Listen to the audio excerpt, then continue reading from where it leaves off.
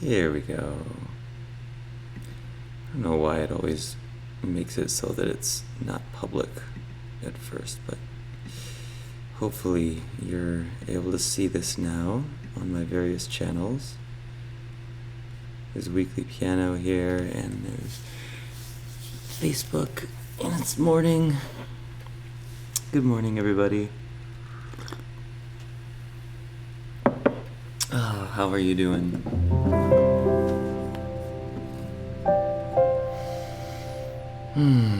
Just gonna do a quick little morning chat with you guys.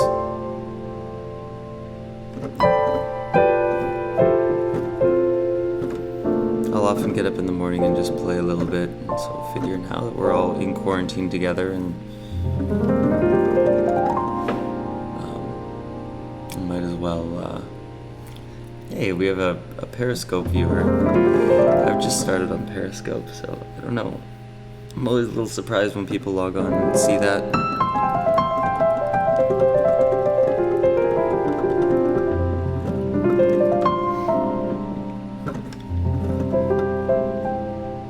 Rico says, play something uplifting. Uplifting is a very relative thing. I tend to just play whatever it is that I feel in my heart at that moment, because that tends to be the most uplifting thing, even if it's a sad thing, because connecting with a sad thing can be very uplifting. I'm not saying I'm feeling sad right now. I'm actually feeling very, what's the word? Tranquil.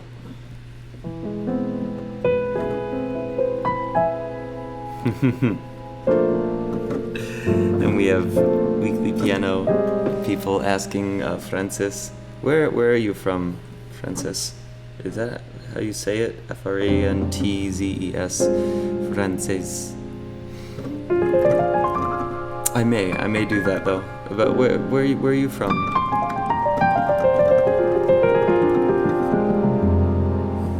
I also have a bunch of stuff about giant steps in my other videos that you can see if you want to actually see me improvising to it, but who knows, maybe I'll go into something that uses it during this live stream. You guys can hear me all right, yeah?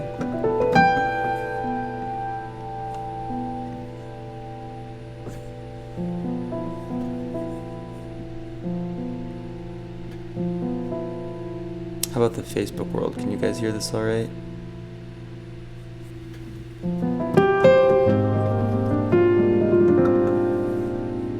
Oh, this may or may not be working on Facebook now. Oh, it's working. Just, I guess the Facebook API might have a little trouble.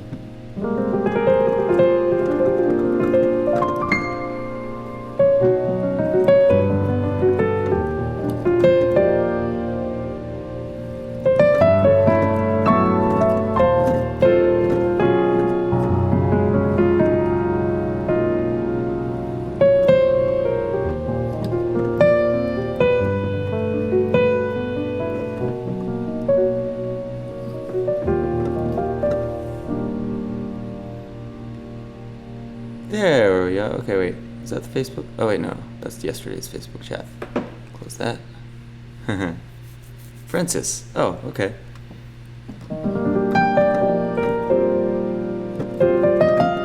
It's a Basque name. Living in the north of Spain. How is it in Spain right now? I heard there are drones in the streets telling people to oh. Is that mine? Stop that. Why does it say this live video has ended? I haven't ended. Yeah, what's it like in Spain right now, Francis?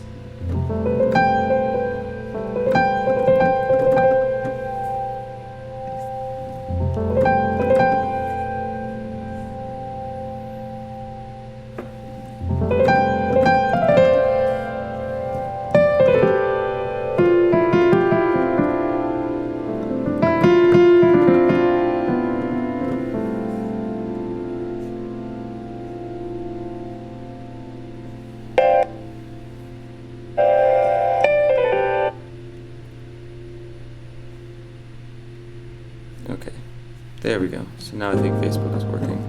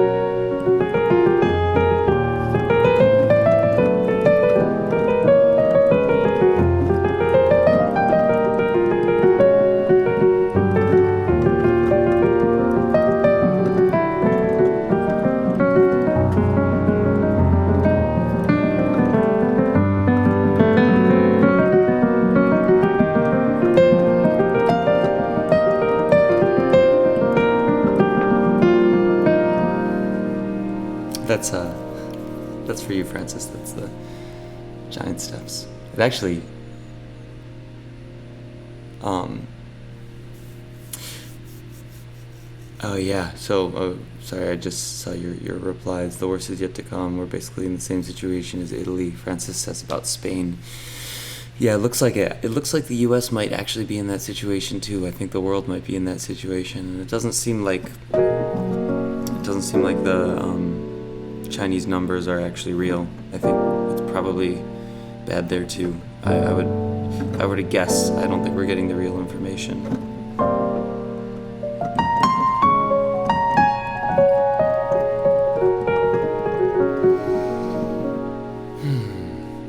It's pretty crazy.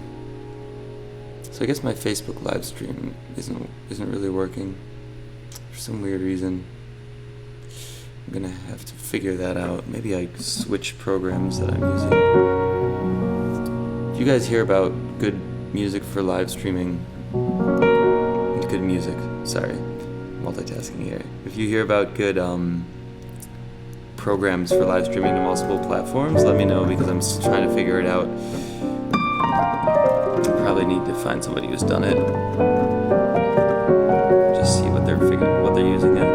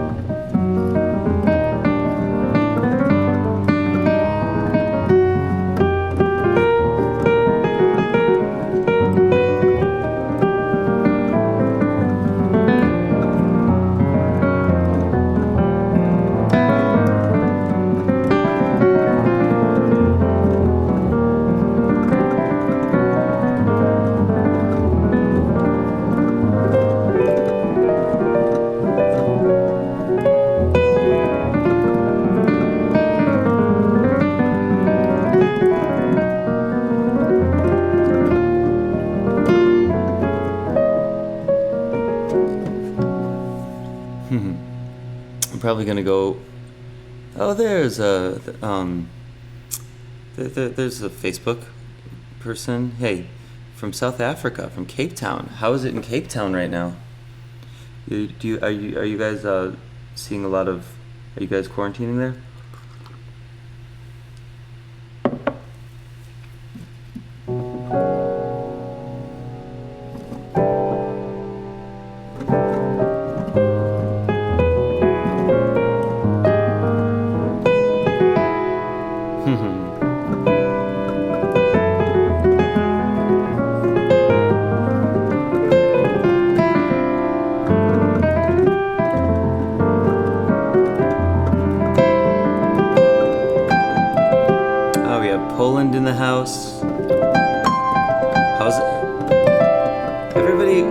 if you would just inform me of what's going on in your oh wait, F, that's not F supposed to be. Sorry, I'm practicing giant steps in different keys as we're having conversation here. But how is it in Poland? I actually love Poland. Oh man, the most beautiful women in the world are in Poland. But that's probably because I'm actually of Polish descent, and so that's sort of my vibe.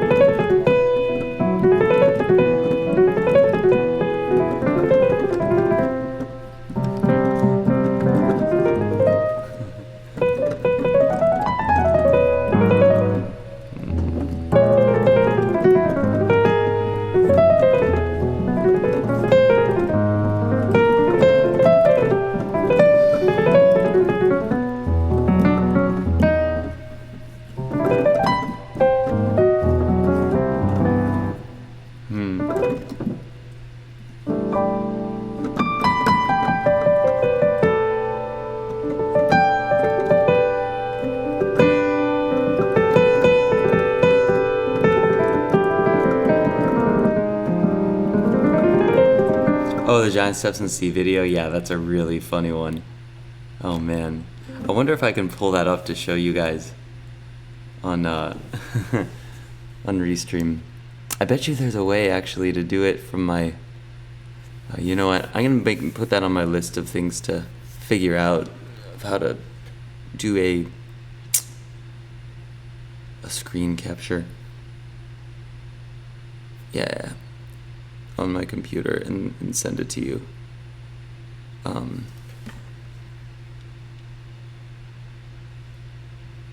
Because I can show you video from my phone, but I can't show you audio. I can't play audio from my phone yet.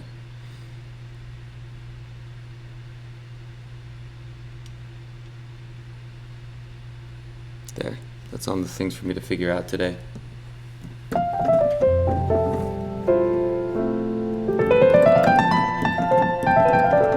Camera's a little bit off there. Guess it's dipped. There we go. A little better. A little better, yeah. Could probably stand to even be more like that.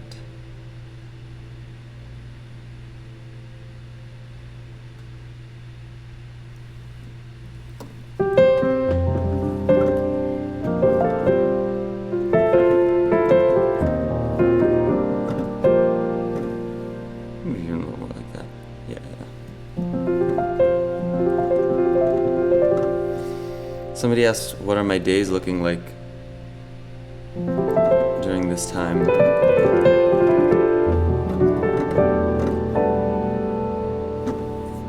Oh, I know why the Facebook isn't working. It probably reset to be private here. Let me make it public again. Yep, that's why. Duh. Some of these things have really simple solutions, but you just don't think of them, and then you go without a solution for a long time.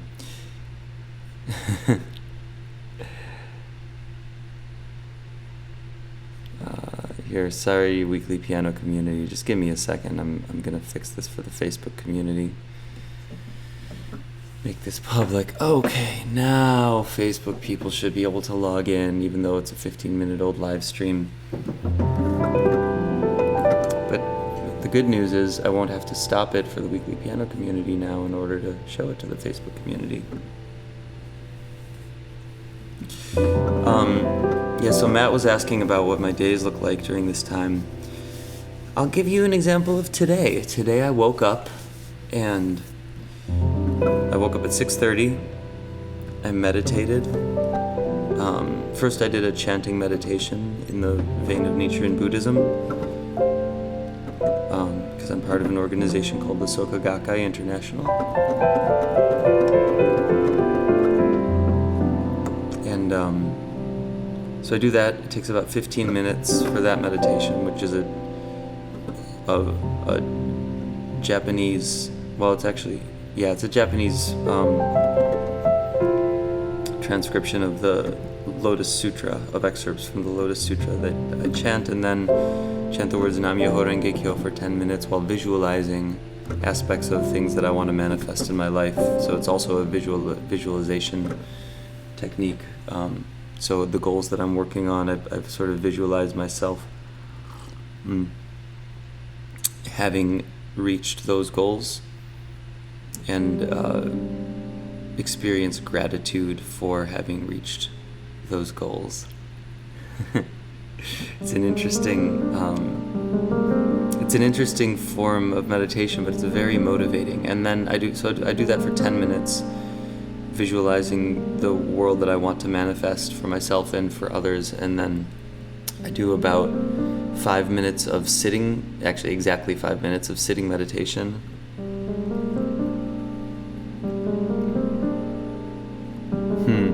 Aaron, hey, how's it going?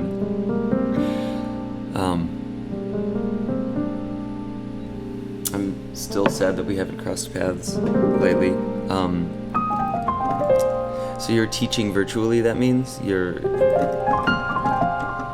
waiting for your kids to show up for virtual class. That's something that's been amazing, is teachers adapting in this time period. Like, my mom's a piano teacher and she's doing all of her lessons online now. It's really incredible.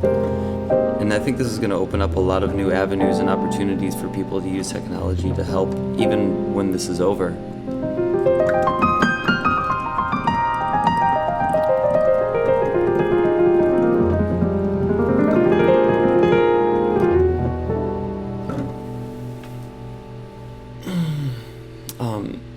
But yeah, so I was describing to was it Francis who asked? Somebody asked. No, it was Matt, who asked what my days are looking like during these times. So that, yeah, this morning I woke up chanting meditation for 15 minutes, sitting meditation for 5 minutes,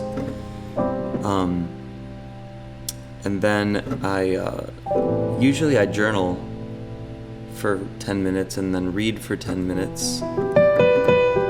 Usually I'm reading a book that's like having something to do with lifestyle, motivation, usually not recreational reading. Like, there's a book called Tools of Titans by Tim Ferriss. It's really, really good. He interviews a bunch of people and gives techniques that they use to manifest the life that they want to manifest. I know I say that word a lot, people have told me. But that's what we're doing, right? We're manifesting every moment for ourselves and creating this world.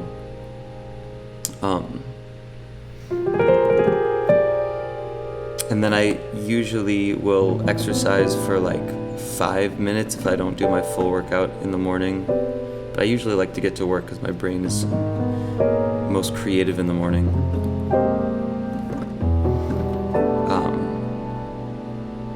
And then I'll get to work on something, whether for the past few days it's been setting up this whole live streaming situation. Sometimes it's practicing, diving deep into something if I'm practicing for a gig or a tour, learning music. Sometimes it's writing music. For a month it was mixing the new Spirit Fingers record, but now that's done and into the record label. I'll check my email, see if anything is urgent. I looked at the stock market this morning. That was a terrible idea. But I think it's going to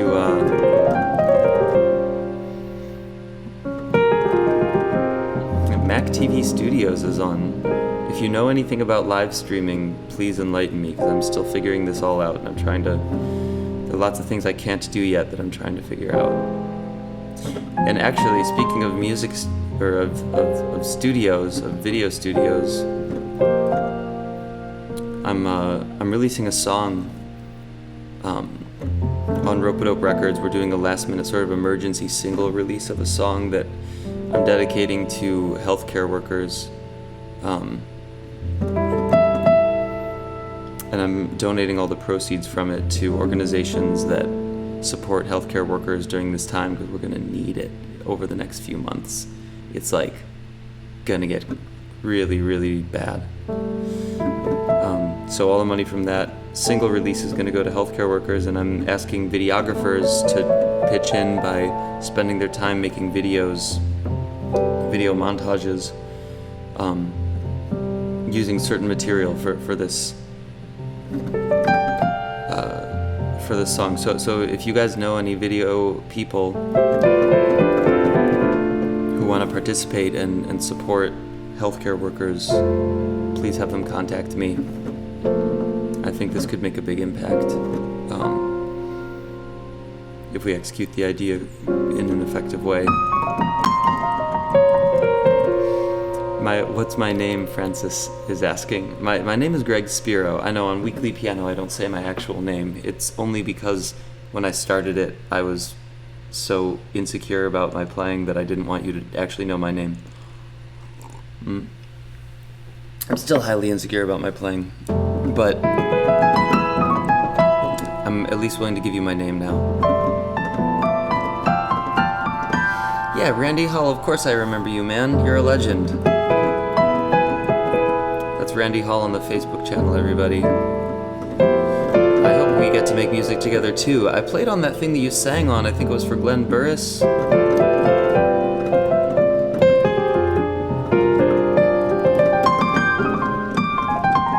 If I had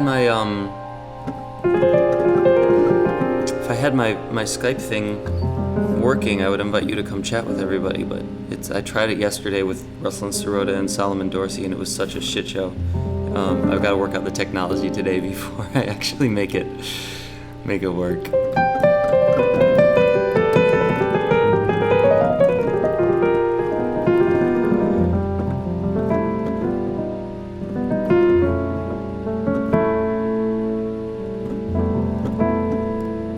So Francis is asking how I make money. That's a very good question.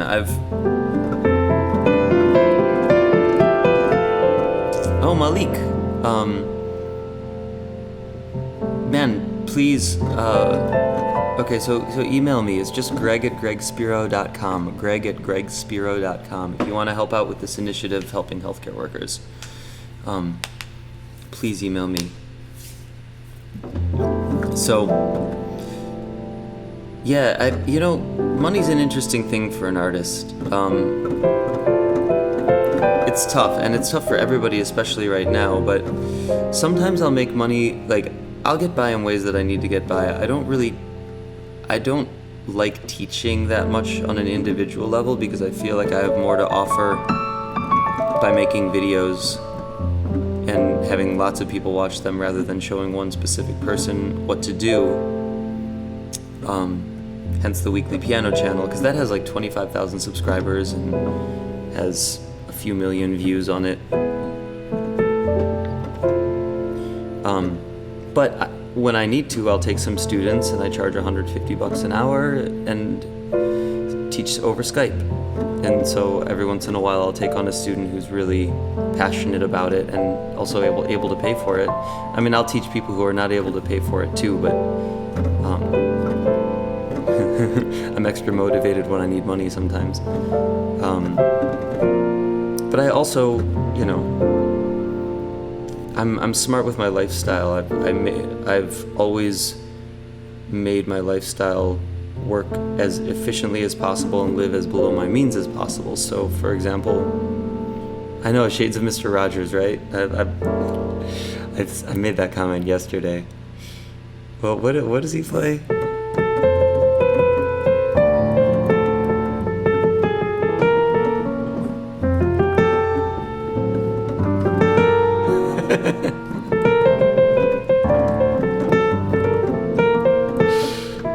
I actually don't remember how. I just remember one.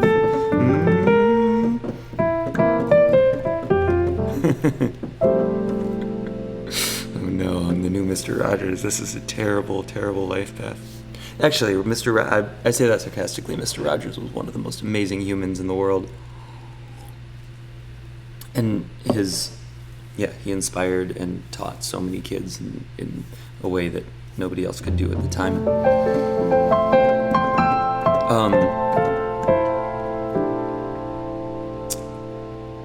But what was I saying? Oh yeah, so being smart with money. A lot of musicians are just so terrible with money. I mean, I toured with Halsey for 3 years, and I made a really good salary while I was touring with her. Unfortunately, in the throes of a relationship, I ended up sort of bankrupting myself near the end of my tenure with her. I was really good with money until I let a woman influence me into how I should spend my money, and then it all went to complete hell. But I still stayed with Halsey a little bit after that happened and made a little bit more money and then invested it. I bought some land in Topanga Canyon, and then when I left Halsey, I knew I wouldn't make money for a while. Oh, Randy, you say Miles would have loved me. Man, that's quite a thing to say. Jesus, I really appreciate that. Man, I wish I could have met Miles Davis. I feel like he and I would have gotten along really well, or he would have actually hated me. Sometimes I'm too nice, but I think when I'm like really in my element, I'm not that nice. I'm kind, but not nice, because I think nice is not a real thing. Kind and generous and good are real things, but nice is not a real thing.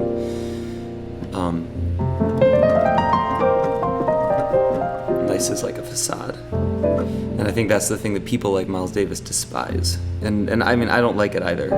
I just fall into that trap sometimes because people like you when you're nice. And until they until you actually get to know each other, and then you realize that nice is just politeness, and politeness does not go a long way in like real circumstances where humans are dealing with humans, which are very imperfect creatures. And I've learned the best thing we can do is actually be kind. Hey, Sam is on. I'll finish that thought. Be kind, but not nice. Sam, my robe is not on right now because I'm trying to motivate myself to work out this morning, so I have my tracksuit on.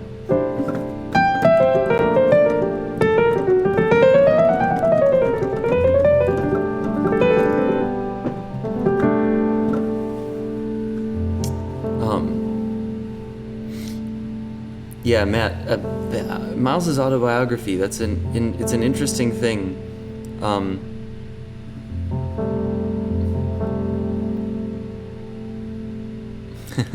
Paul, hey, what's up, man?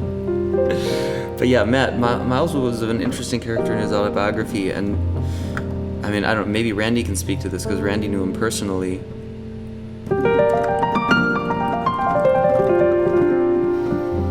In fact, so you guys are on different platforms right now, Matt and Randy, but Matt, if you go to my Facebook, just look up Greg Spiro on Facebook and you can see the chat there. Randy Hall is in that chat, and Randy actually sang with Miles Davis and was in that community, so he could probably answer real questions about Miles. I know as much as anybody who's just read about him. Aaron is asking if it keeps me on track, and yeah, it does. You know, another thing that I've learned is we like so I was listening to a Tony Robbins interview yesterday, and he said something very compelling, which was that the mind is the mind is the kite and the breath is the string. It's like the mind is something you're trying to get a grasp on, but you don't actually have direct control over it, but you have control over the things that affect the mind. So one of the things that, oh, hi Joliet, Sam's daughter's waving at me. Oh.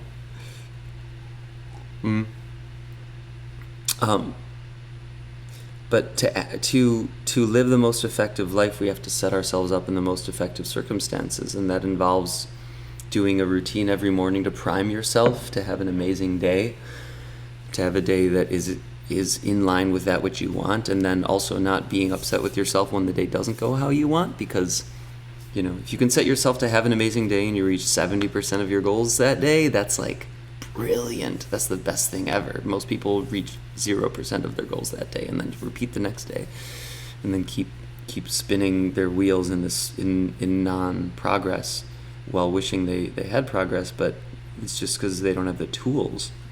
And the tools are out there. They're in books and podcasts. So I listen to those all the time. When I'm working out, I listen to Tim Ferriss podcasts and different people who talk about how to create circumstances for yourself where you can be the most effective.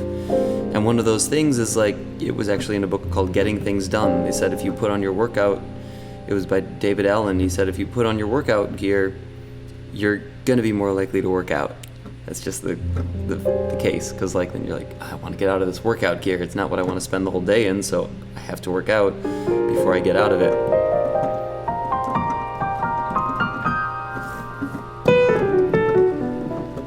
So that's what I do in the morning. Either I'll get up and put on my robe and come down here and talk to you guys now that this is my new lifestyle in isolation, or I will put on my workout gear and try to make myself motivated to work out, which I usually do every day. I do a solid workout every day. But to answer somebody else's question that was like, how do you make money? I make money doing things like giving lessons every once in a while, but I also I have a little bit of money in the stock market right now, and so that's why I'm looking at it in the mornings and trying to trade and make a little bit of money that way when I can. But there are people who do that professionally, so that's like actually a new thing for me, and I highly doubt I'm good enough to do it and make any money from it, but I'm trying a little bit.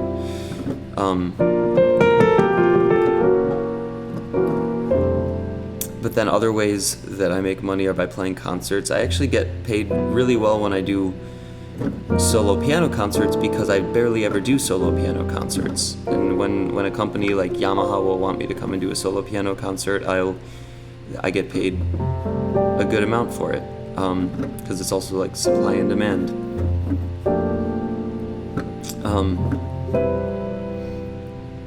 And then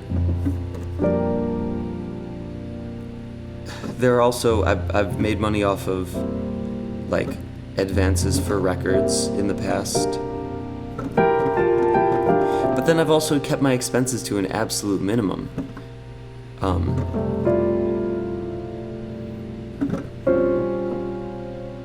That's the big thing, is keeping my expenses to an absolute minimum, which is, right now, so when this pandemic hit, I go on, I make money touring, by the way. That's like probably the main way that I make money, because when you tour, there are no costs to you, and you also get money by, you make a salary for whatever band you're touring with. So I'll tour with Mackay McCraven. I don't make money when I tour with my own band. The band members make money, but I'm usually losing money. But when I tour with Makaya, I make money because I'm a sideman in his group.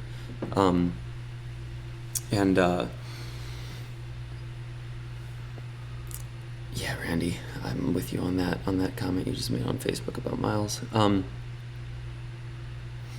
then I save my money, but I spend it on funny things too, or at least funny to most people. Because so right now, in between tours, I got rid of my apartment when I went on tour, and I have my studio in Glendale, which that is self-sustaining because we charge for people to use it, but it doesn't make very much money. It doesn't make like a livable salary for me, but it gives people a place to do their music, and is sort of a cool creative space for the community, and it's self-sustaining, so I don't have to pay to have the studio, and I can use it as my studio, which is great. And what was the other aspect of that? Oh yeah, so I have that, and I keep my stuff there when I don't have apartments. And right now I decided to stay with family during this pandemic, so I don't have an apartment rent right now, and staying at my cousin's place, which is very safe. But then I also will still shell out for a personal trainer once a week. Like I'll pay I pay $100 every week to have a personal trainer come and teach me the exercises I need to do to keep my body in line and balanced. Because I also have I have like hip issues that were partly stress related during when my engagement was deteriorating and dying, and partially physical when I was doing the insanity workouts every day on pavement during the Halsey tours. That was a terrible idea. Oh man. But so I have a personal trainer help me in balancing my muscles in my body and in sort of rebuilding that over a long period of time. So I'll pay for a personal trainer and I'll pay for health supplements and all of that, but I won't pay for an apartment if I don't. And I'm lucky to not have to, to be able to crash with family from time to time. I know a lot of people don't have that opportunity. But if I didn't have that, then I probably just wouldn't be paying for the personal trainer and the health supplements and would be figuring out a different way for that. But I'd still be managing my money in this way, where I live below my means. Because you have to. Otherwise, you go into debt and then you're more stressed out and you're not able to be creative. And my main motivation is to just be able to be in a space where I can create the most value that I can create for the world. And I'm also working on projects that are likely to make a lot of money. I'm working on an app, a tech company basically, for artists to monetize their content, which I can talk more about in a future podcast once that's all like locked in with the patents and everything. It's being worked on right now.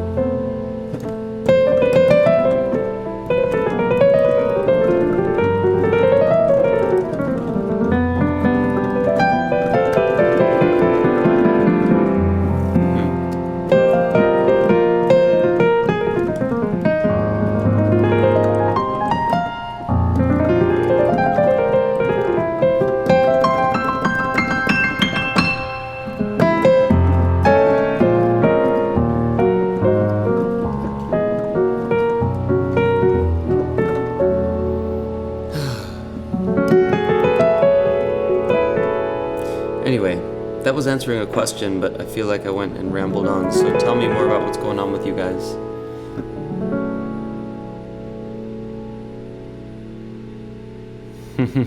Steve Allen meets a self-help show. Funny, guys. I know, that's kind of funny. I'm just like rambling and playing music, but it's the morning, so let's hang out. I'm not seeing Facebook comments now, which makes me feel like maybe Facebook messed up again, because I know it was messing up a lot before. Oh, Facebook. It's actually Restream. I'm going to try to find some new software to use, because the software is problematic. Oh, we got a few viewers in Facebook. Okay. Keep it coming, guys. Oh yeah, it's just the,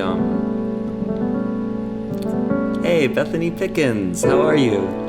I saw you just lately while I was in Chicago, when I played Symphony Center with Micaiah, and I saw you backstage, and I was like, I went to say hi, and then I don't think you realized it was me. And you like walked somewhere where I missed you.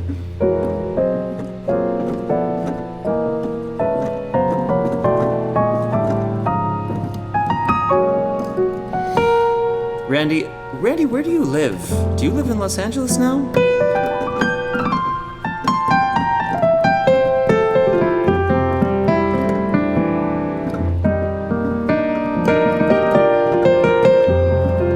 By the way, for those of you who don't know, Bethany Pickens, who's on the Facebook right now, she's the daughter of the legendary Willie Pickens, R.I.P., one of the greatest I'm just one of the greatest pianists of this era. And such an inspiration to so many people in Chicago and in the world. I mean, he lived in Chicago. He mentored me a little bit. I would have liked to get to know him better, but a lot of my peers, he was their teacher and their mentor. Randy, you're in Vegas. Why are you in Vegas? Why not Los Angeles? I bet it's less expensive out there, but...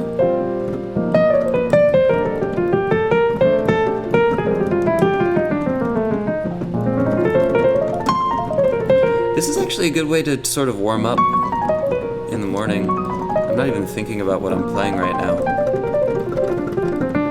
But it's a nice way to, like, loosen up the fingers. I mean, when I'm actually practicing... Hey, thanks, Paul. When I'm actually practicing, I don't do this. I'll do, like, certain exercises. Like, this is an exercise that I took a McCoy Tyner lick. The whole lick is actually... So it's...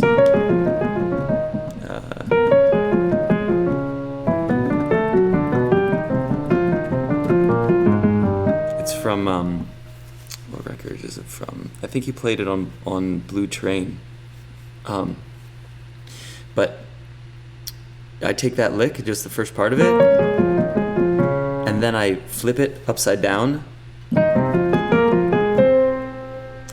and then I play that as an exercise in, like, all the keys. Oh yeah, Randy, I feel you. You did the LA thing. I mean, I don't know, it's cool to have Vince out here.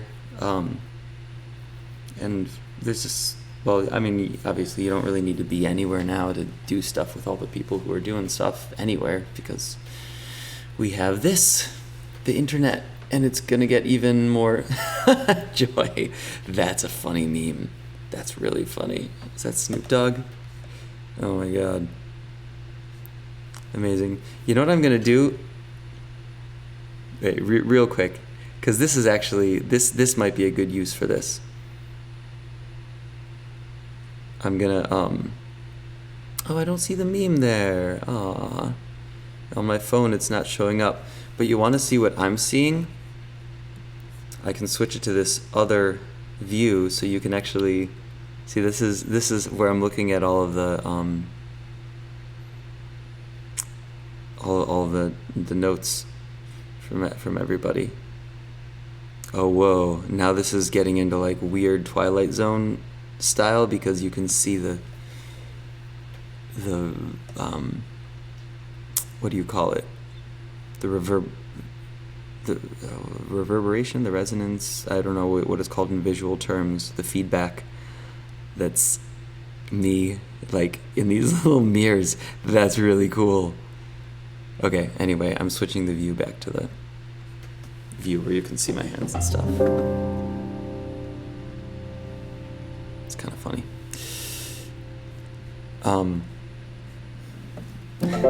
That's a good way to stop the conversation.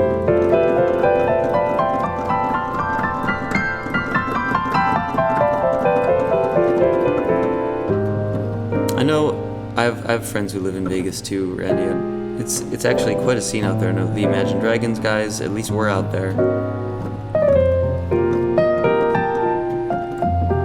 Recursion, that's what it is. Thanks, Josh. Speaking of which, for those of you, if those of you who are video people are watching this and you want to do something positive, I've been trying to figure out what I can do that's positive during this period of time to do a little bit to help the problem. And the thing that's going to be needed the most is support for healthcare workers, because they're going to be on the front lines over these next months as we're fighting the virus. So I want to do what I can to support them, and one of the things that I will be doing is releasing a single and donating all the proceeds to organizations that are supporting healthcare workers on the front lines. Like Sweet Greens has a great charity that is not, they haven't put it out yet, but they're donating meals, healthy meals to healthcare workers. I know Hilton Hotels is donating hotel rooms so that they don't have to commute. But there are charities that are helping with this too, bringing supplies and things that people need. So all the proceeds from this upcoming single are going to go to that cause. And I'm looking for videographers, and I have a few who can help make videos for this single. And then I'm going to put it out on different media channels through people that I know to try to bring as much attention to the potential way of helping as possible. So let me know if you want to make a video. It'll just be cutting a lot of footage together of certain scenes, and I'll tell you about it specifically. And you'll see it. For everybody else, you'll see what it is over the next week. See you, Bethany.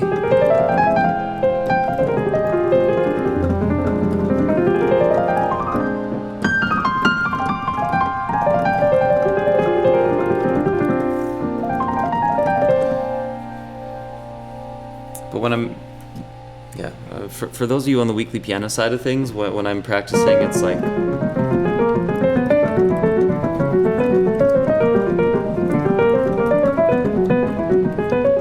see, and then I did that. Couldn't quite get that, so.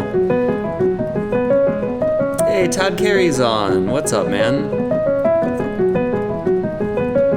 It's been a long time. I used to play with Todd Carey. You got a kid now or something, don't you? I keep up with you a little bit on Facebook. And Joel Ross is here. Oh, shit. I better not fuck up. Joel is one of the great young lions right now, taking over the jazz scene. It's really brilliant. And he graced my new upcoming record, one of them, with his playing, the Chicago Experiment, which is going to be released on Rope-A-Dope Records.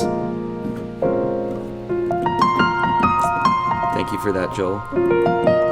It's probably going to be released in the fall, I'm guessing, because the Spirit Fingers record is being released in the summer.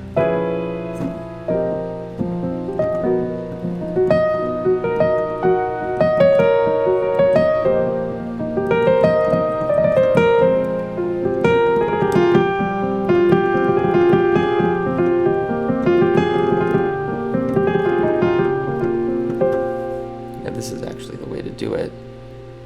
So I can see my weekly piano people over here. Oh, cool. So you, Saucy Reese says that he or she followed my advice and started learning some Bach. That's absolutely a thing to do.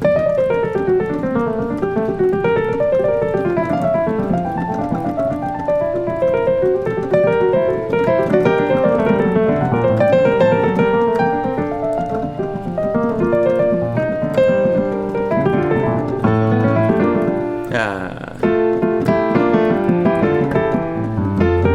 think I got it.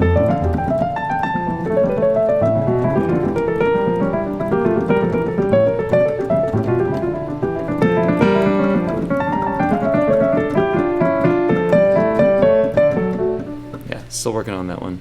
I've been working on that one forever. And they're easier ones.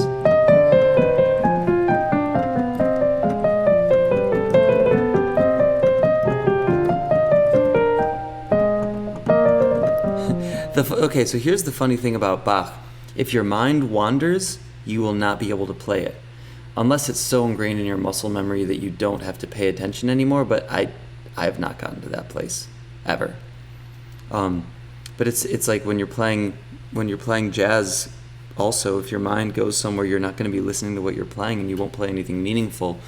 And playing classical music really puts that right in front of you, because you're not going to know what the next note is unless you're paying super close attention. So for me, and when I'm looking at you guys chatting over here and seeing the people joining the conversation, it's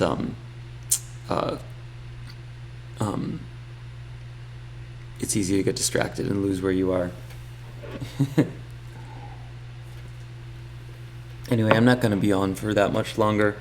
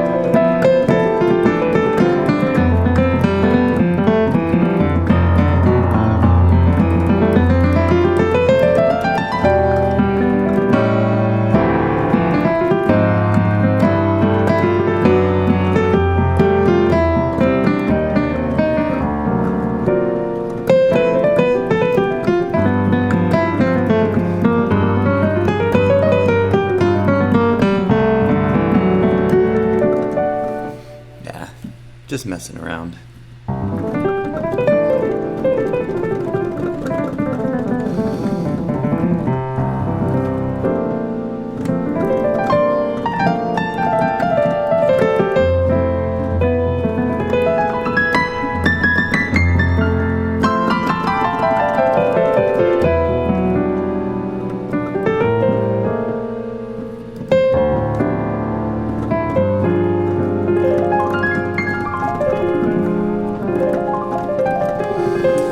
Yeah, Shane.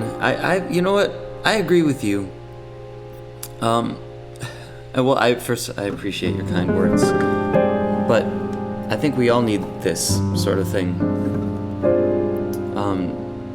The best thing we can do is try to stick together and support each other right now, and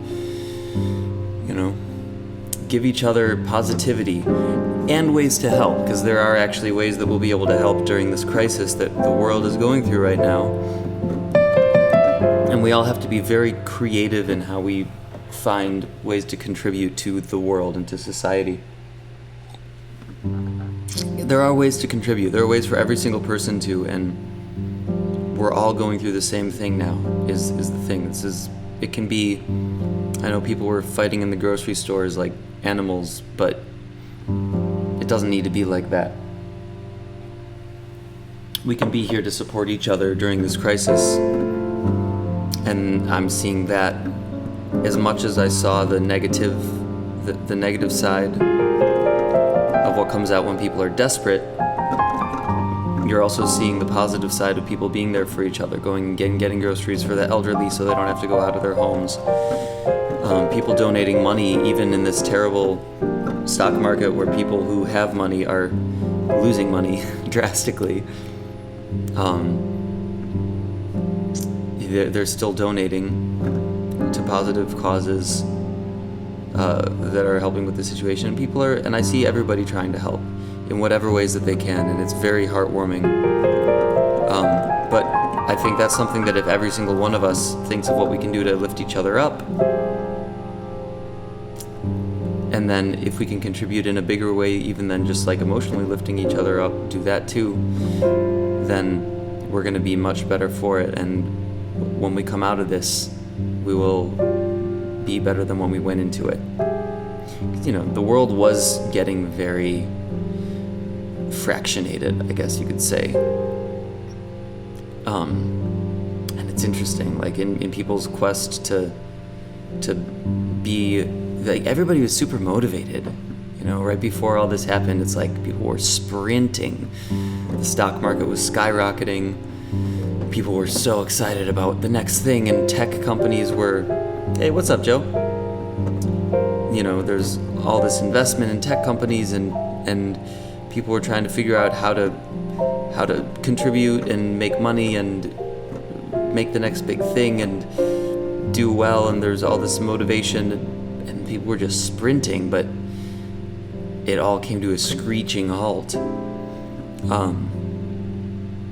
And it came to a screeching halt for maybe, there's a silver lining that comes from it, because it makes us self-reflect and makes us look at what we're actually doing. And maybe in that process of sprinting towards some illusory goal, we forgot about some of the things that are important in being human. Like, I made a sarcastic Facebook post about it earlier, but in all seriousness, it's like the family unit, people being there for their family, and I see people being there more now for their family than I saw before, and people being there for their friends, and being there for their society and for the world, and thinking about what their actual effect is on all of existence, meaning, what are we creating for each other?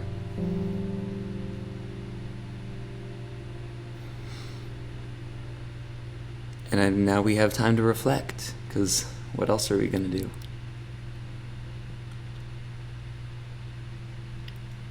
And it's good to reflect.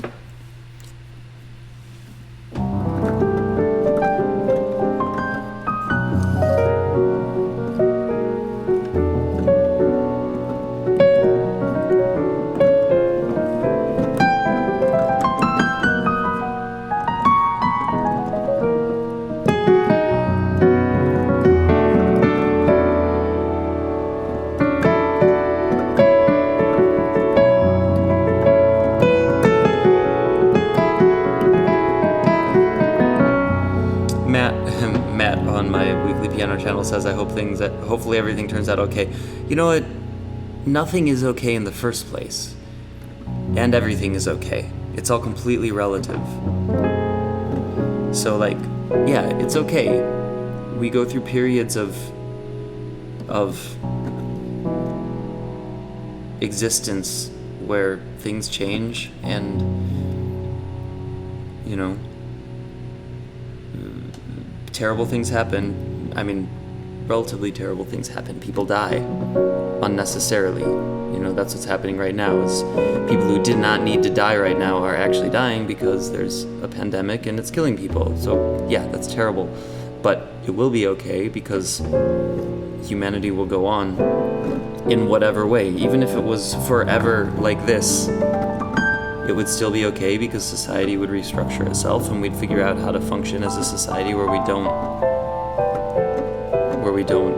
like come in contact with each other as much. I mean, that's not going to happen, but even in a worst case scenario, it would be okay because, you know, which it reminds me of an interesting reality that we're facing, which is that the automated technologies that were taking people's jobs are the only things, are the biggest things keeping us afloat with some resources right now. Factories that can work without people working in them,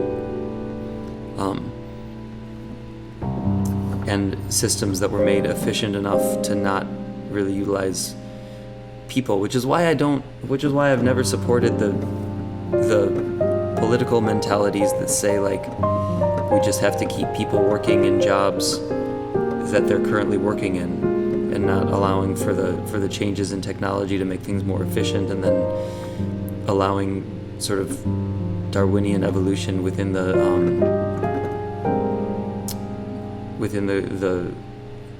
economic landscape, because there's so many ways for humanity to be more efficient with its resources, and we need to allow that to happen. And then right now is a reason right now is pointing the finger at why we need to, one of the many reasons we need to allow that to happen.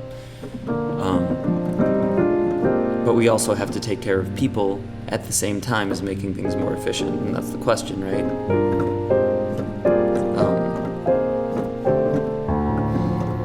So how do we balance those two things?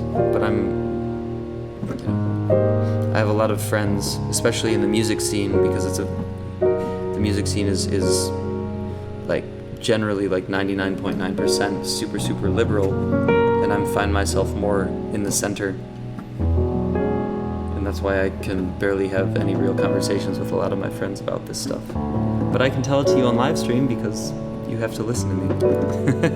Well, I mean, you could turn it off, and a lot of you probably are as I'm talking about it, but that's okay.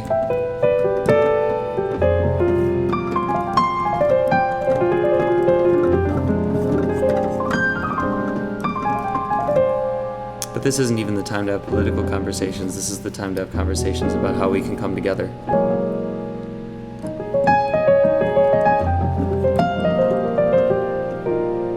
Which is actually what I see happening, except for this morning, apparently, when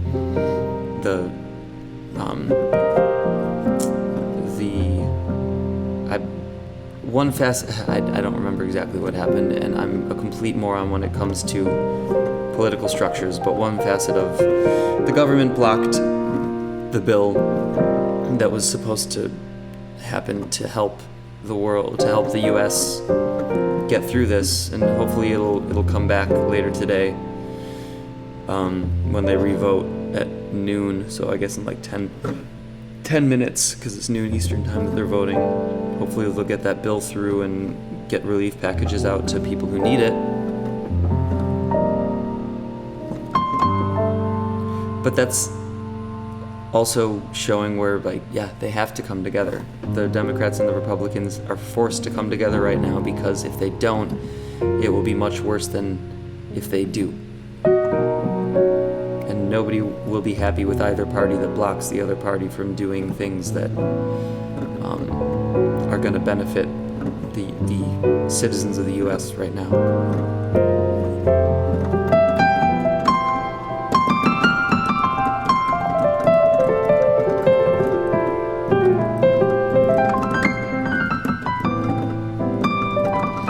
Matt puts it very well when he says it's tough, just do your best at the end of it all. I agree.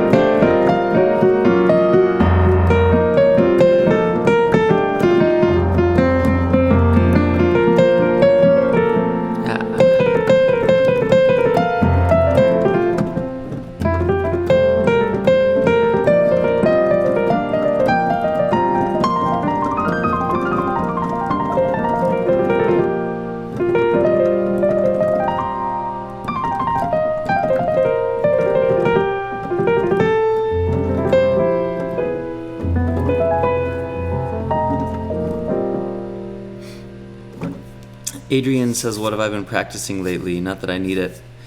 I've been doing 3 exercises lately. My goal has been to because I've also been putting time into other things like prepping the release of this single that's coming out to support healthcare workers. But the things that I've been practicing, I've been trying to dedicate 1 hour every day. And the first third of that hour, so like first 20 minutes is just exercises where I'll take a lick that I really like and try to learn it in all keys and modulate it around. So there are a few. One is a Keith Jarrett lick.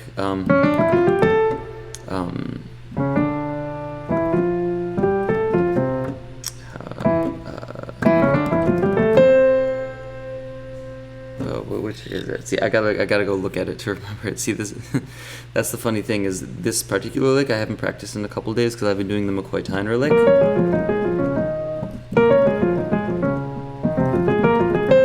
Which is actually, this is just the first, that's the McCoy-Tyner lick, but then I do it upside down, and I do it in all keys in ways of, hey, thanks Dad, my dad's on.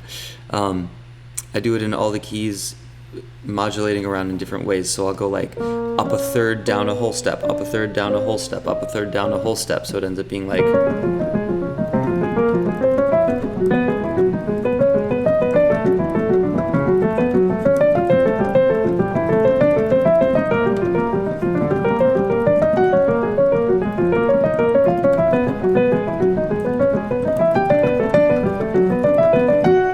so on and so forth till I get back up to the top and then go all the way back down to the bottom. But then another lick that I was doing is this is one of the Keith Jarrett licks from The Way You Look Tonight.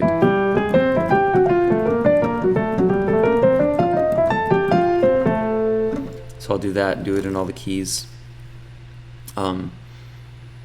And then I've been practicing block chords. So on Have You Met Miss Jones, that's one of the things. Doing the melody in block chords.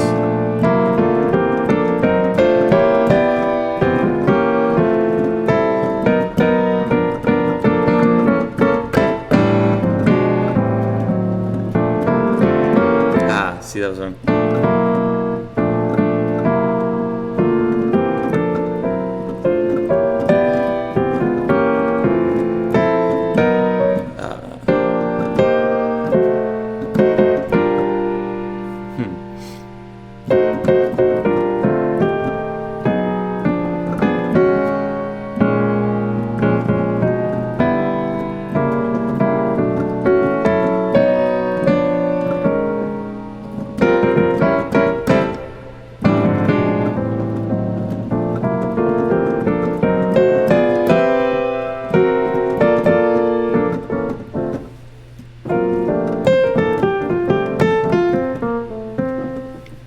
So that's one of the things I've been practicing.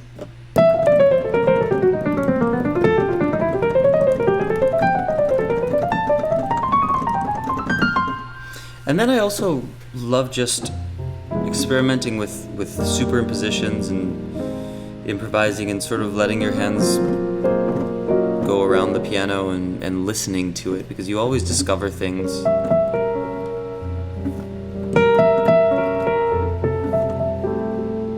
And it always sounds kind of like relaxing, whatever, piano to some extent, but if you explore harmonically, it becomes really compelling. You know, you listen to that and you're like, okay, what is that? Okay, that's sort of like an A major over F, A major 9.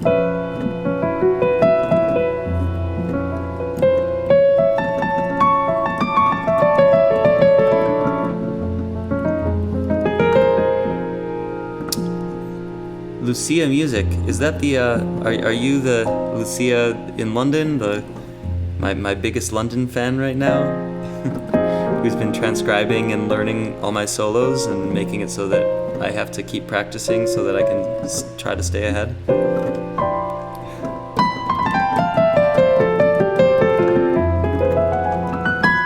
What's up? Yeah, it's cool. There's a growing fan base in London, which is really, very, it makes me very happy. Thanks, Lucia.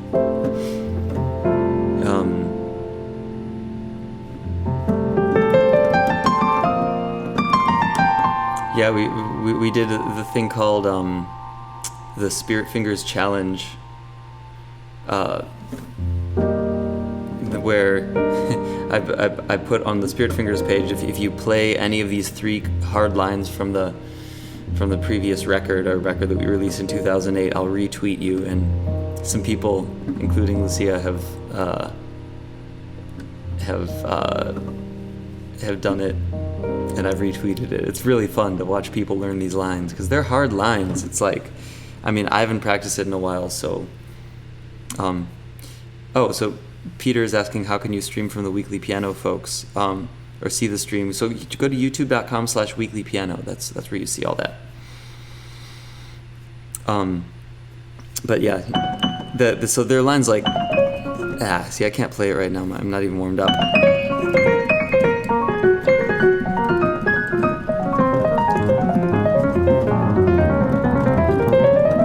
Shit.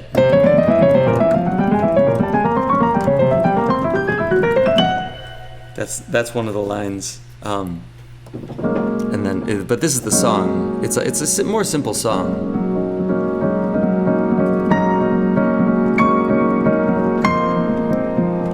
It's in 4/3. If you notice that the left hand, this half of these 3 fingers are keeping the 4, and these 2 fingers are keeping the 3.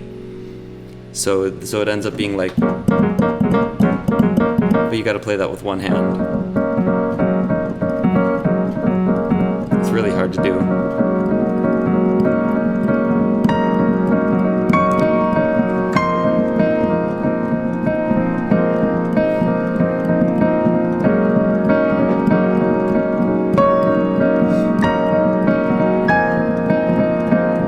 So the melody is kind of simple.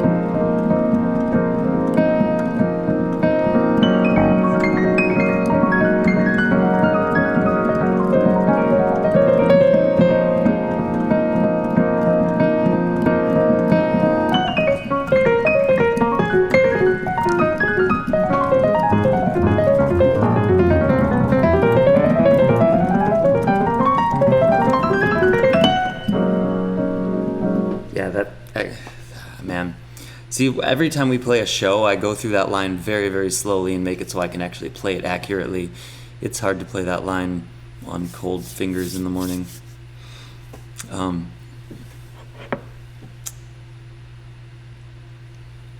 Lucia, that's very funny. I think you should try and find a way to play inside with an easy movement. That's one of the fun things about the album names on the record, is they can all be rearranged. If you put them on little refrigerator magnets, you can make all sorts of sentences with them. Because it's a poem that's written by my little sister, Katie Spiro. This is one of the other ones that people are playing on the... Well, actually, I think Lucia played it, but nobody else played it on the Spirit Fingers Challenge yet. Oh, but one thing I was going to tell you, Lucia, is you've got it, except there's one part you're missing. The ostinato is kept here. You have to keep that playing the whole time while you're playing all of the bass and the melody. That's the hard part. I didn't want to tell you that when you were first learning it, because I figured it would make you not want to learn it at all. But now that you got the other part, you can probably get this part.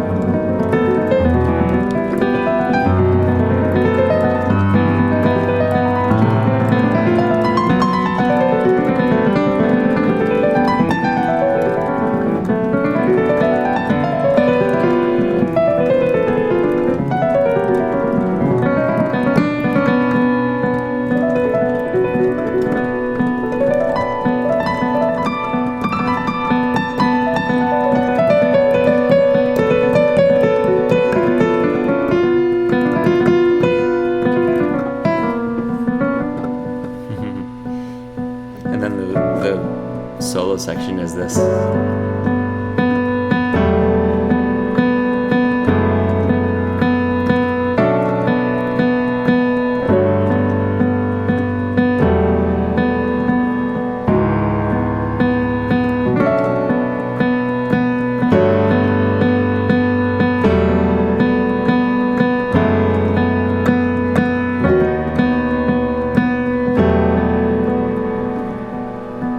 The hard part is to solo over that.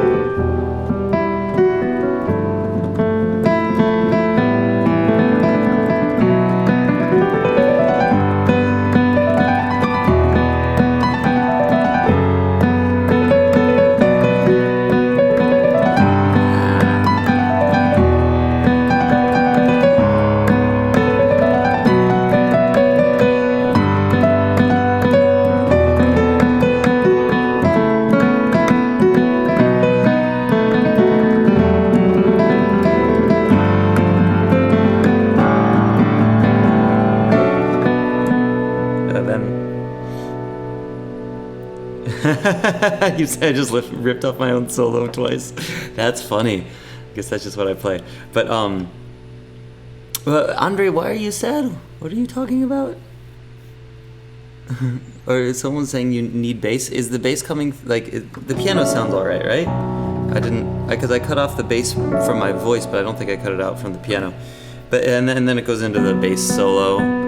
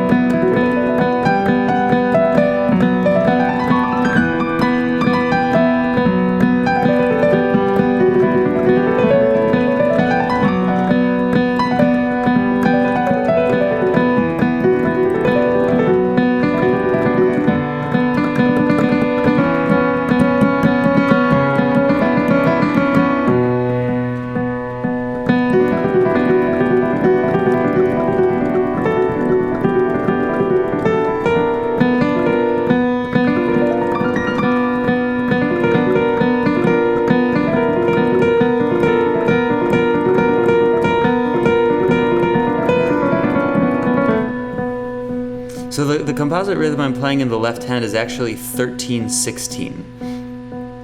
So if you slow it down, Saucy was asking this.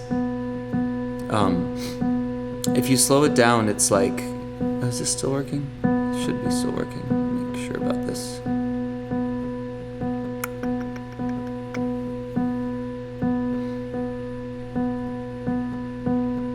Yeah, it's still going. All right, cool.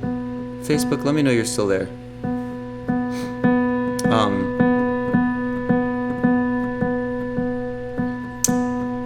If you are still there, if it's still public, I think it is. But yeah, so it's Lucia, that's funny. The composite rhythm in the left hand is 13. So if you were to slow it down, every note that you play here in that part of the left hand, in the lower voice, is 13/16th notes. So 1, 2, 3, 4, 5, 6, 7, 8, 9, 10, 11, 12, 13, 1, 2, 3, 4, 5, 6, 7, 8, 9, 10, 11, 12, 13, 1, 2, 3, 4, like wait. Yeah, it's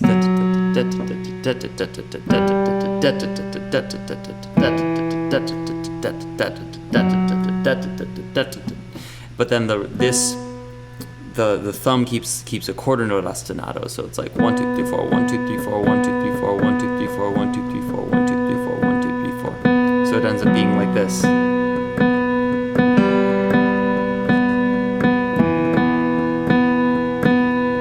And then it gets back it syncs up again every 13 quarter notes because of the nature of the 13/16th notes. So it ends up being.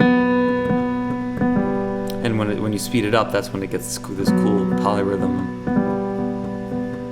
And the melody is written like that too. The melody is all... that was wrong. I can't play that and talk at the same time. The melody is written in 13, so what I did to write this melody is I just laid it out in Sibelius and wrote a melody in groups of 13/16th notes and then learned to play it, and which ends up being like, if you slow it down... So the first phrase is actually, that's the first phrase. And then that's the second phrase in 13, and then it's 2 13/16th note rests, and now the next phrase.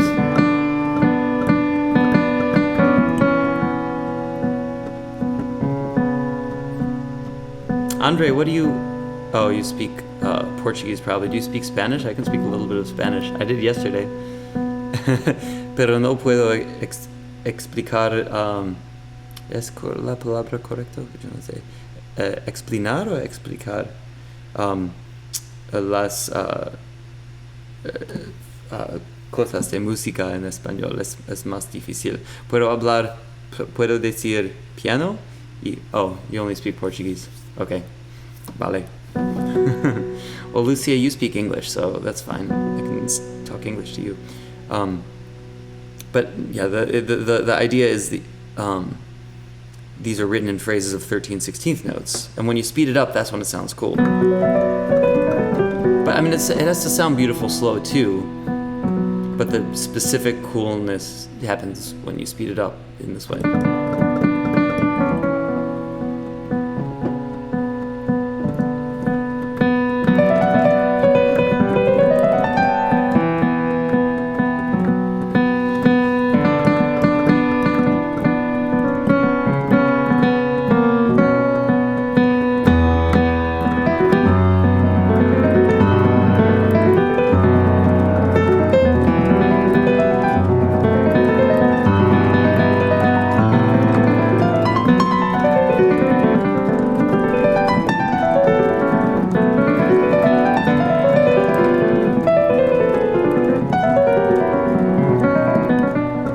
But the interest actually happens with these compounded layers of complexity, because when you get into that, for example,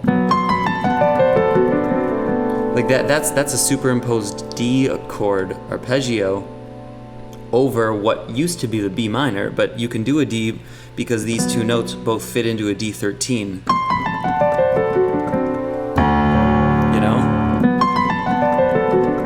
And then that resolves to G. Whereas that used to be E minor, but now it's G major. And then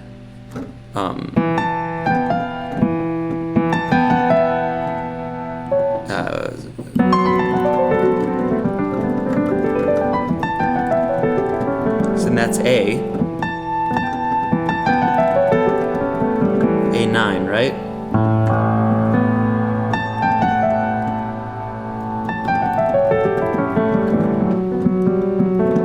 D major, the resolution of that, and then D minor 13, which D minor 13, if you look at dark harmony, that has the tritone resolution that leads to A minor. That's like upside down dominant to major chord is the equivalent of right side up major, minor 13 of the 4 to minor 1. And I've got a whole video on that.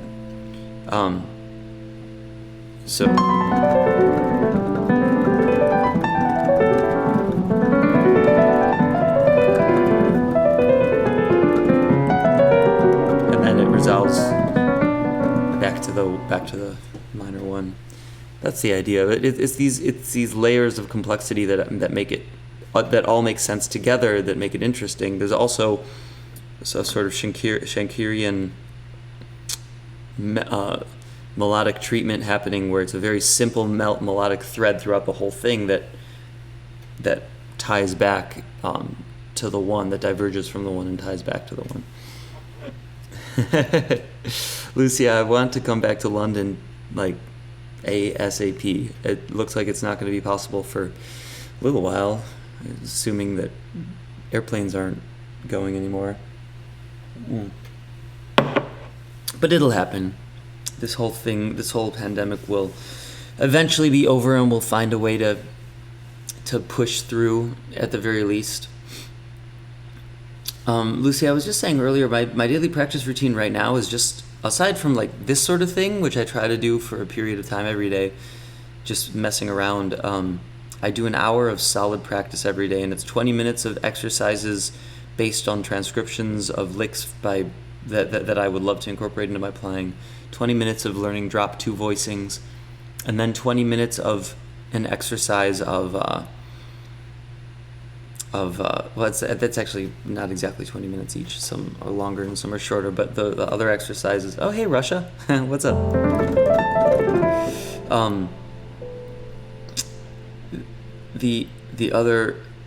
The last section, which actually ends up being about 15 minutes, because it's hard to do more than 15 minutes of it, is that exercise that I have a video on just recently on the Weekly Piano channel, where you do a lick. You do 2 bars of whatever, and then 2 bars of a lick, and then you remember that lick, but play something different for 4 bars, and then repeat the beginning of the next 8-bar phrase with that lick. So it's like, if it were over Have You Met Miss Jones, it would be like whatever, and then remember this lick, and then play whatever here, and then you play that first lick again, and it can be in a different key or whatever, but it has to be that same idea. And now I have to remember that idea that I just did, and then play the 4 bars. And now I can play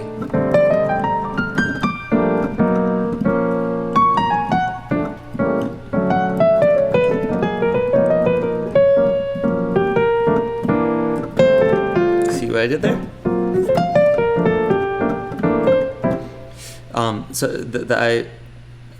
So again, the idea is 2 bars of whatever, 2 bars of a lick that you have to remember, 4 bars of whatever else, and then repeat that lick that you remembered, and then repeat the process, but like compounded. So at the beginning of every 8 bars, you're playing the lick that you remember, and then right after that, playing a new lick that you have to remember. So again, it's so you have to remember that one.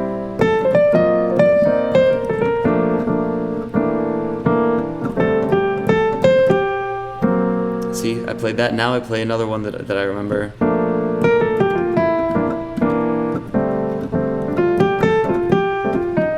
Now I have to play that other one that I remembered. And you can put it into the key that you're in. Now remember that one. See, I just played the one that I remembered. Now I'll remember that.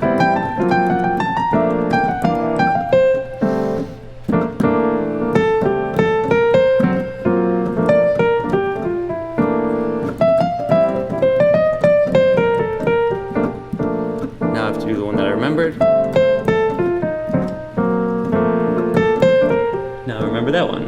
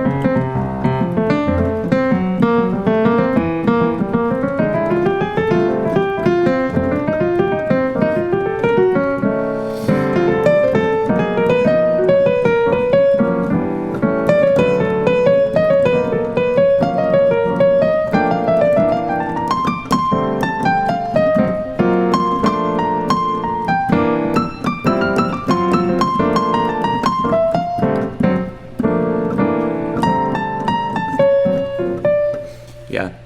So that's the idea, it's not it's not the greatest thing to listen to, but that's Have You Met Miss Jones, by the way. It's not the greatest thing to listen to when you're doing the exercise, because it's like just an exercise, but it helps you when you really want to go in and improvise to use motivic development. Like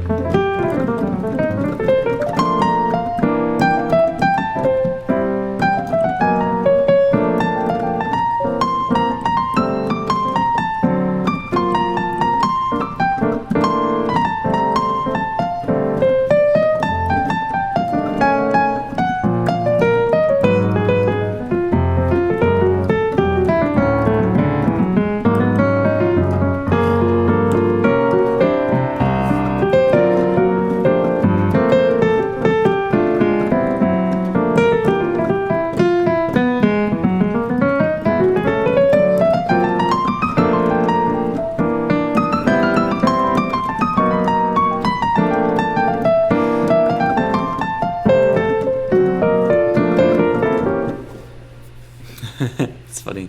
I'm alienating all my Facebook followers and gaining more weekly piano followers as I do that.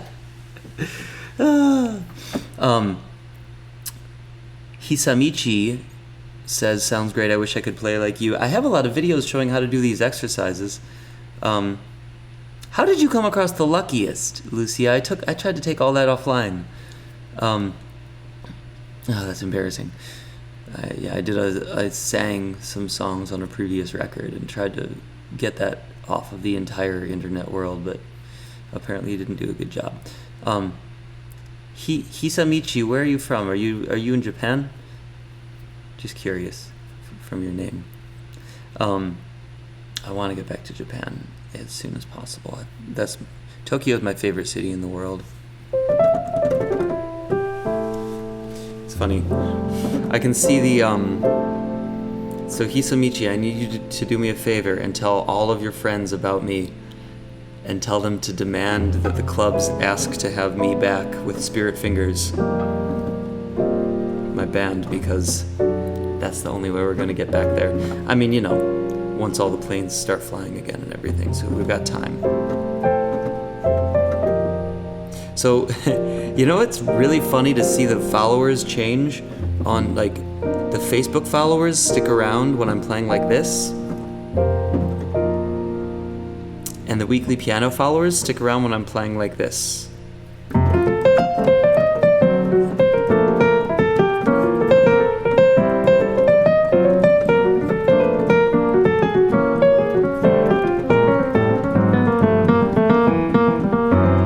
See?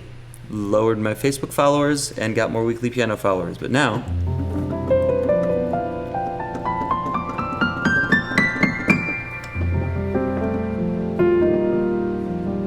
the Facebook followers are increasing.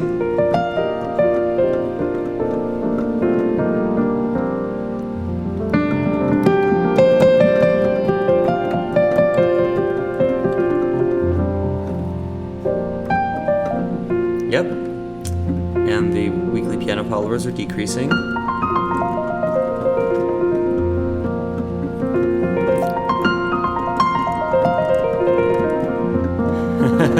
Saucy Reese asks, who are better, Facebook or weekly piano followers? There's no comparison. All you guys are amazing.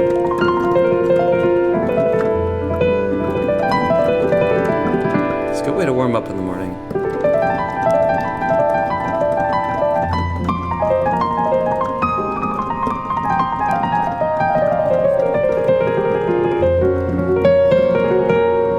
Dominant sharp 11ths. Oh yeah.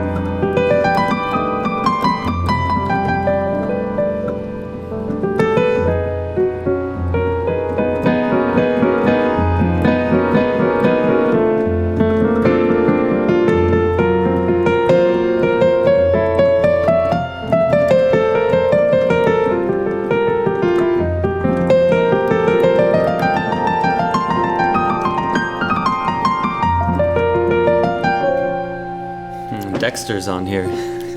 Dexter and I have had some interesting experiences together.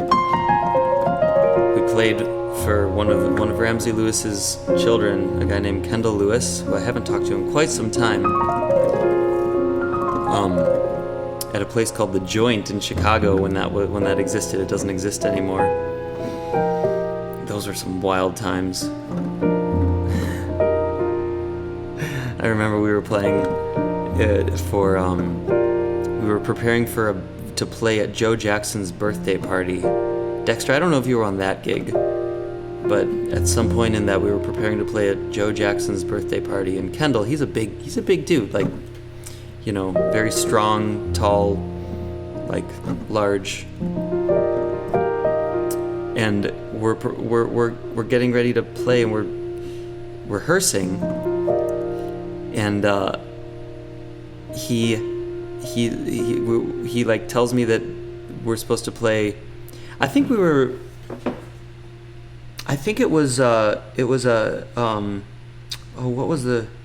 what's the song that goes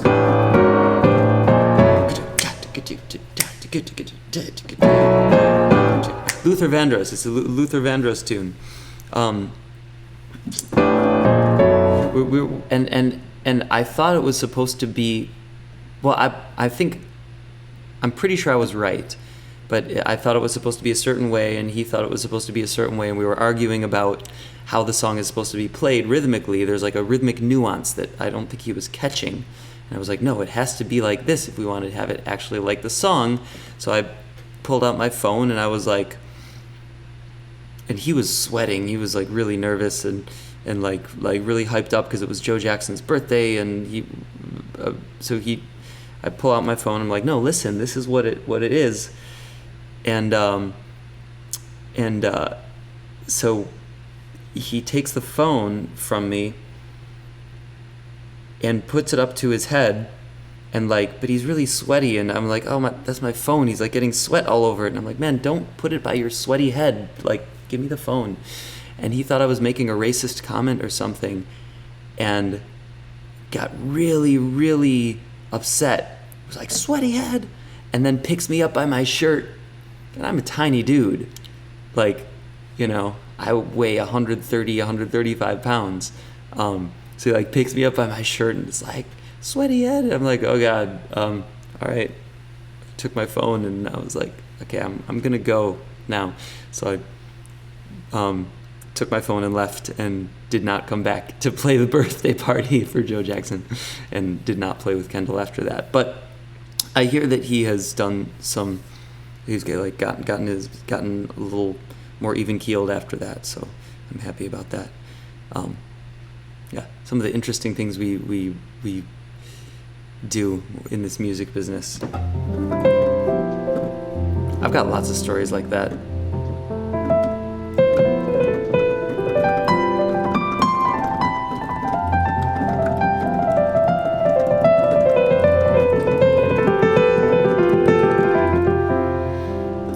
One day maybe I'll tell you some of the stories from the Halsey tour. Maybe I wait.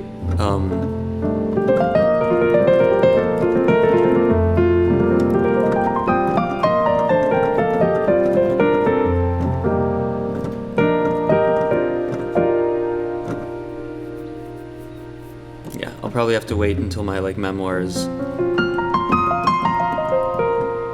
before I divulge everything that I learned on that tour. But luckily I didn't sign a non-disclosure agreement, even though they tried to get me for 3 years to sign one. So I legally can say whatever I want, though I don't have any interest in hurting anybody's image or anything like that.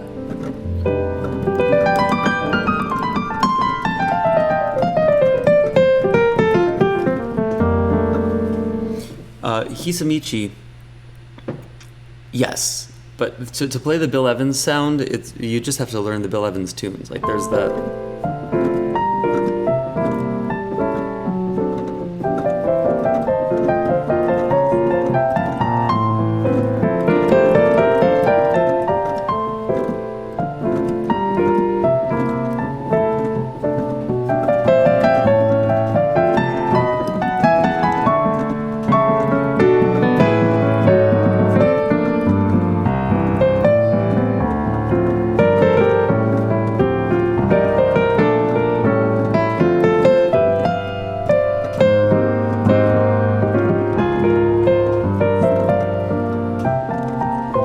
Yeah, but with that tune, actually, if you want to get the Bill Evans sound, learn Debussy, because he was super inspired by Debussy, you know?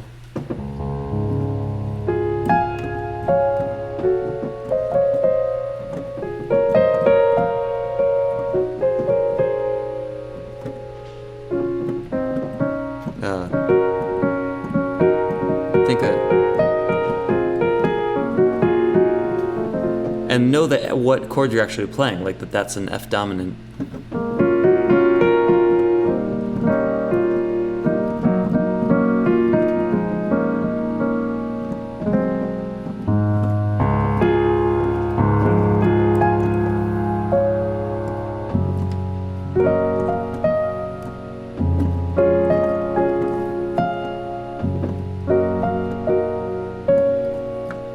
I'm just doing this by ear right now. I actually don't.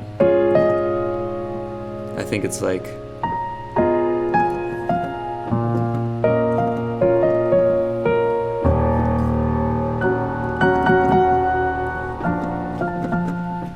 I can't keep going that far without actually having the sheet music in front of me. Dexter, thanks, man. It is great to see you here too. McCoy learned Debussy too. All the pianists of that time. That's why, and that's the whole funny argument about like what the roots of jazz are, and jazz is like all a certain type of music from a certain type of people, and no, jazz is the world's music. Jazz is from everywhere. Jazz incorporates Africa, Latin America, and Europe. And you can see that very explicitly in the compings of pianists who are all of the early jazz pianists. They all studied the great classical European composers to some extent. Like the comping patterns are from Debussy. And Ravel, Ravel as well. The Ravel is more the contemporary jazz pianists. But even back then, even in like the 40s and 50s. But yeah, anyway, that's a funny argument to have with people, because people get very passionate about feeling ownership over jazz, where nobody owns jazz. Jazz belongs to all people.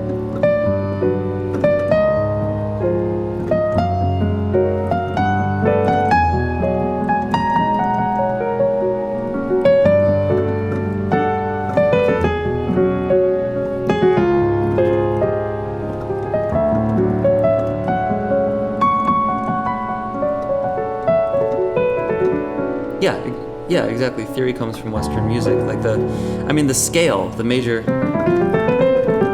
right? That scale. Bach did the well-tempered clavier because at that period of time, that was an experiment that people were doing, was like making equal temperament on a piano, and that was happening in Europe. And that's the scale that we still use. Oh man. All right. I'm getting inundated with text messages. I've got to do another